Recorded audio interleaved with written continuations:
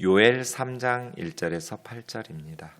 보라, 그날 곧 내가 유다와 예루살렘 가운데에서 사로잡힌 자를 돌아오게 할 그때 내가 만국을 모아 데리고 여호사밧 골짜기에 내려가서 내 백성 곧 내 기업인 이스라엘을 위하여 거기에서 그들을 심문하리니 이는 그들이 이스라엘을 나라들 가운데 흩어버리고 나의 땅을 나누었음이며 또 제비 뽑아 내 백성을 끌고 가서 소년을 기생과 바꾸며 소녀를 술과 바꾸어 마셨음이니라.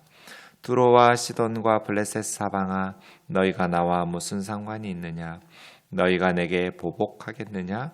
만일 내게 보복하면 너희가 보복하는 것을 내가 신속히 너희 머리에 돌리리니 곧 너희가 내 은과 금을 빼앗고 나의 진귀한 보물을 너희 신전으로 가져갔으며 또 유다 자손과 예루살렘 자손들을 헬라 족속에게 팔아서 그들의 영토에서 멀리 떠나게 하였음이니라.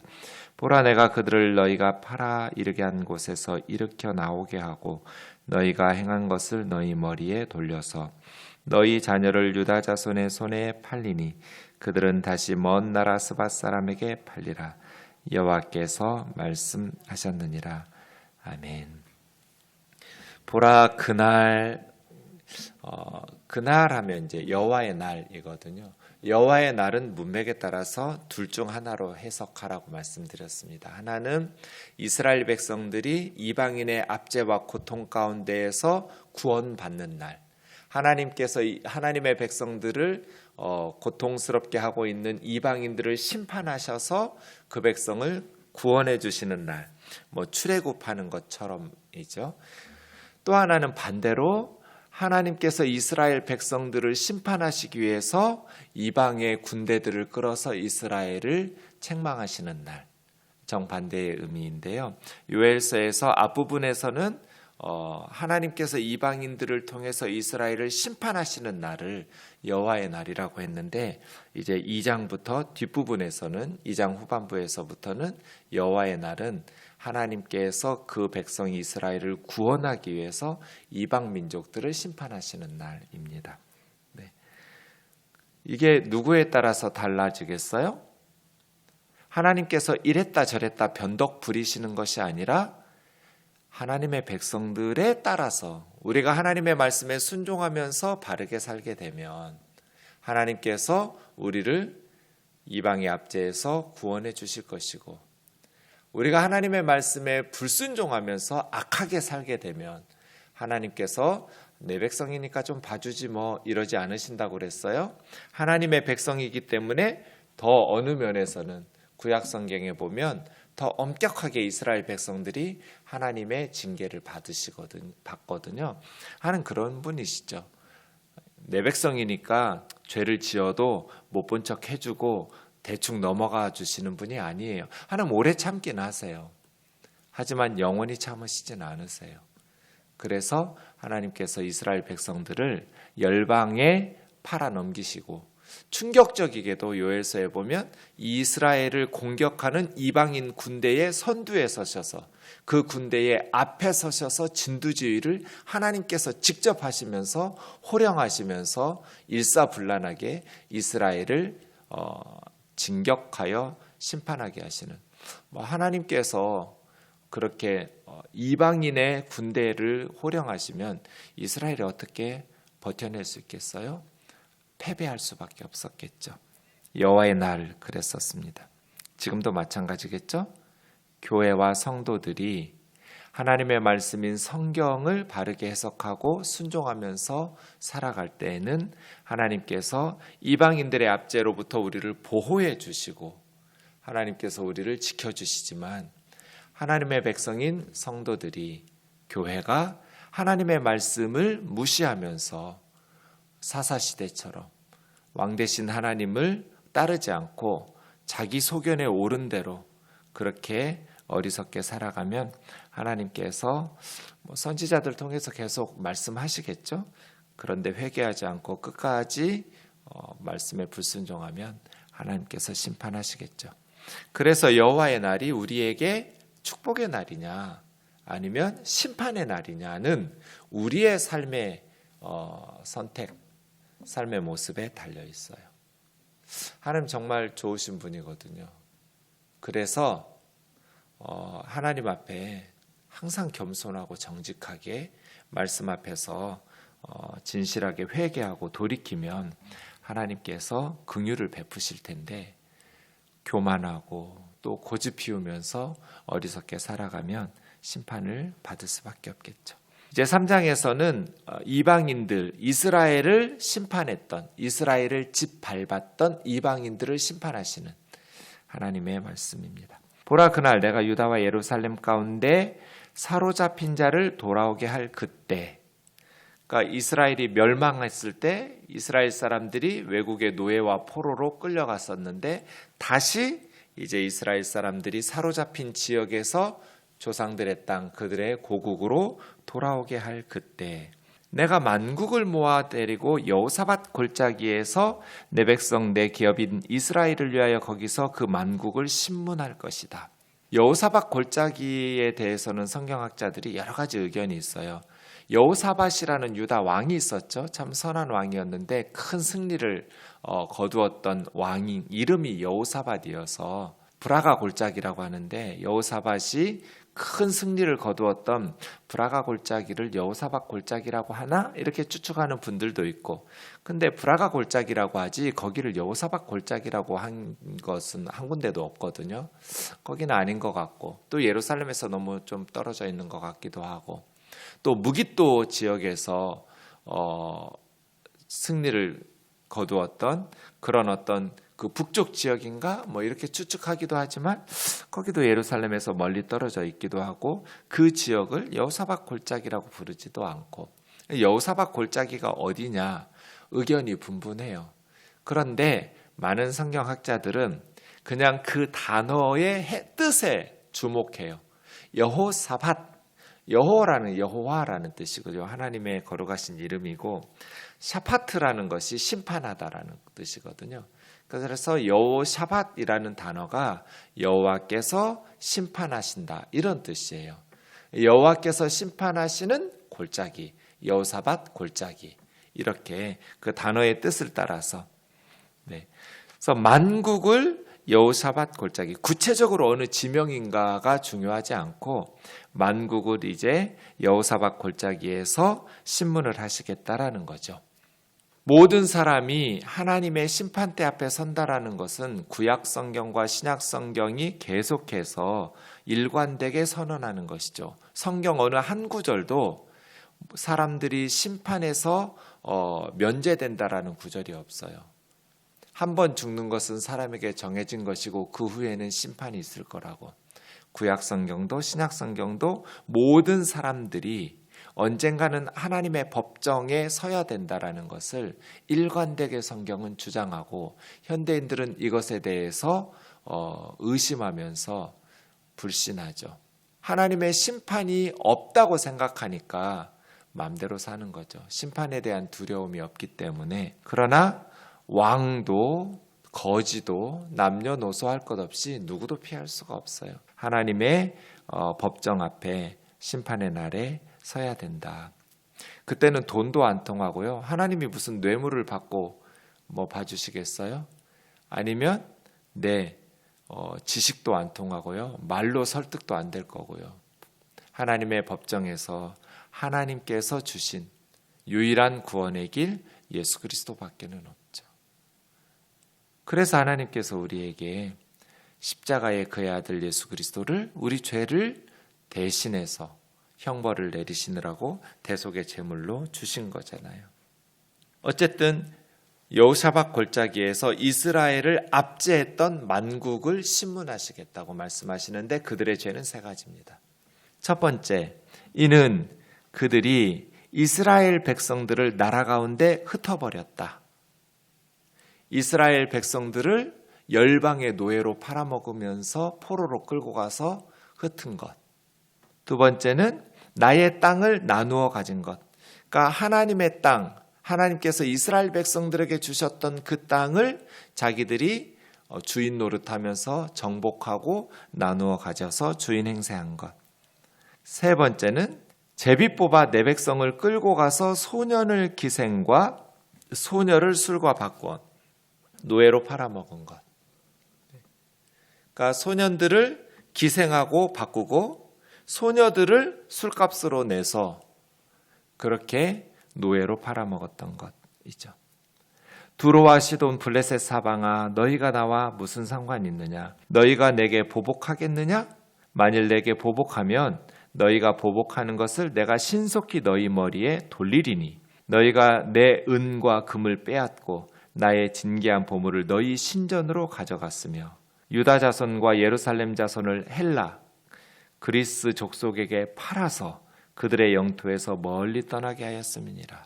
그러니까 이들에게 가장 큰 죄는 노예로 팔아먹은 거예요. 하나님의 백성들을. 하나님의 백성들을 헬라 사람들에게 노예로 인신매매하면서 팔아먹은 것. 그러니까 하나님께서 이방 군대를 끌어서 이스라엘 백성들을 심판하셨어요. 그런데 그 이방 백성들이 하나님에 대한 경외심을 가지고 했느냐? 그러지 않아요. 자신들의 욕심을 채우기 위해서 약속 국가인 이스라엘을 정복한 거예요. 그리고 자신들의 뜻대로 잔인하게 하나님의 백성들을 술값으로 바꿔먹고 기생값으로 바꿔먹고 헬라의 노예로 팔아먹은 것이죠. 너무나 잔인하게 자신들의 욕망을 위해서 백성들의 삶을. 그래서요, 다른 사람의 삶을 소중히 여기지 않고 그들의 목숨을 우습게 여기면 반드시 하나님의 심판을 받아요. 예수님을 믿든지 안 믿든지 그 나라가 약소국가에 있든지 뭐 동남아에서 왔든지 아프리카에서 왔든지 가난한 나라에서 왔든지 그 사람이 무시당할 뭐 북한에서 왔든지 아니면 뭐 가난하든지 못 배웠든지 몸에 장애가 있든지 이유 여하를 막론하고 다른 사람의 가치, 하나님의 형상으로 지음받은 사람의 가치와 생명을 소중히 여기지 않으면 하나님의 심판을 받아요. 그런 의미에서 우리 그리스도인들이 정신을 바짝 차려야 돼요. 이 사람들이 뭐 하나님을 안 믿어서가 아니에요. 너희가 우상 숭배했기 때문에 이스라엘 백성들에게는 그게 죄죠. 하나님을 섬겨야 될 이스라엘 백성이 우상을 숭배하면 그건 영적으로 간음한 거니까요. 그러나 이방 사람들, 처음부터 우상 숭배하고 하나님 믿지 않는 사람들이에요. 그 사람들에게 너희가 나를 믿어야 되는데 우상을 섬겼다 이런 식으로 해서 하나님께서 심판하시진 않아요. 그들은 우상 숭배하는 게 뭐 당연한 건 아니겠지만 그 잘못된 길을 오랫동안 행했으니까요. 그들이 하나님의 심판을 받는 것은 너무나 비인간적인 잔인함을 보였기 때문이죠. 그것은 하나님의 백성들도 마찬가지죠. 다른 사람의 생명을 소중히 여기는 것. 그래서 하나님께서 처음에는 육식을 허용하지 않고 채식만 허용하신 거예요. 창세기 1장에 보면. 과일이나 푸른 풀 이런 것만 먹어야 돼요. 내 생명을 위해서 다른 생명을 짐승이라 할지라도 죽이지 말라는 거예요. 이게 하나님 뜻이었어요. 그런데 노아 홍수 이후에 어쩔 수 없이 이 지구가 환경이 망가졌기 때문에 이제는 더 중요한 사람의 생명을 살리기 위해서 동물의 생명, 짐승의 생명을 죽게 만드는 육식을 허용한 거죠. 물고기나 새나 그런 어떤 육식을 허용하시면서 하나님께서 생명을 상징하는 핏째 먹지 말라 이렇게 달아놓으셨어요. 그러니까 어쩔 수 없이 너희가 살기 위해서 다른 생명을 죽이지만 그 생명을 상징하는 피까지 먹지는 마라. 그래서 이스라엘 사람들의 정육점에 가면 지금도 고기가 좀 짜요. 왜냐하면 물로 피를 씻어내는데 이게 다 잘 안 씻어내니까 소금을 뿌려요. 삼투압작용으로 이걸 피를 더 빨아들이거든요. 물로 한번 씻고 나서. 그리고 나서 물로 다시 헹구니까 조금 짜지겠죠. 그렇게 유대인들은 지금도 피째 먹지 말라라는 하나님의 말씀을 지키기 위해서 근데 사실은 그 피 선짓국을 먹을까 말까 이런 차원이 아니라 그 의미가 중요한 거죠. 너 살기 위해서, 너 굶어 죽지 않기 위해서 동물의 생명을 도축해서 먹지만 말 못하는 짐승이라 할지라도 함부로 생명을 다루지 마라. 핏째 먹지 마라. 이것의 의미예요. 그래서 우리는 하나님이 이런 분이시라는 것을 기억해야 돼요.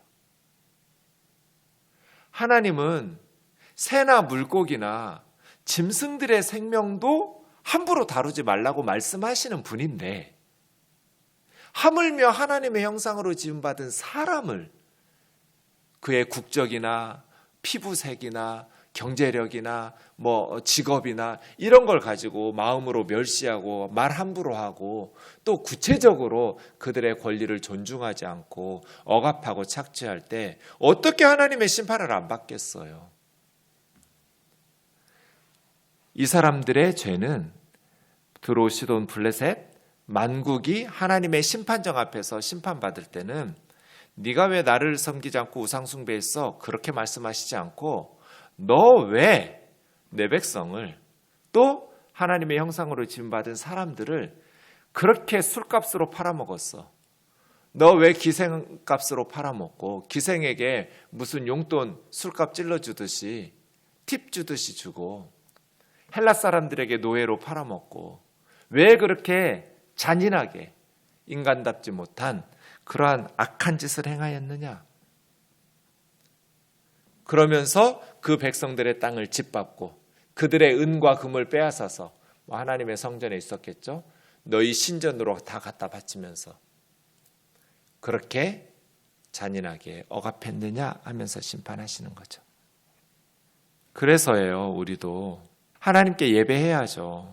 우리가 새벽부터 하나님 앞에 예배하고 기도해요. 그 다음이 더 중요해요. 기도했으니까 끝 아니고요. 하루의 첫 시간을 잘 이렇게 예배드리고 찬송과 말씀과 기도로 시작했으니까 하루에 끝날 때까지 잠자리에 들 때까지 예배자답게 살아야죠.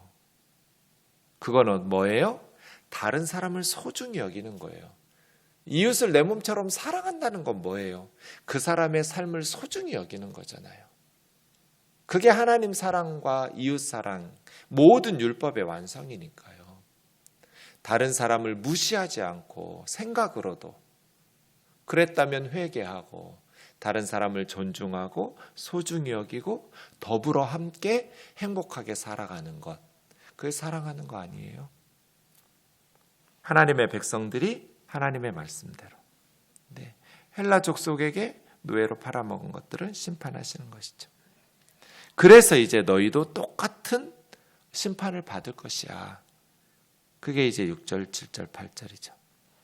너희가 유다 자손, 예루살렘 자손을 헬라 족속에게 팔아서 영토에서 멀리 떠나게 했는데 보라, 내가 그들을 너희가 팔아 이르게 한 곳에서 일으켜 다시 나와서 조상 땅으로 돌아오게 하고 너희는 너희가 행한 것을 너희 머리에 돌려서 너희 자녀들을 유다 자손의 손에 팔리니 그들이 다시 먼 나라 스밧 사람에게 팔리라.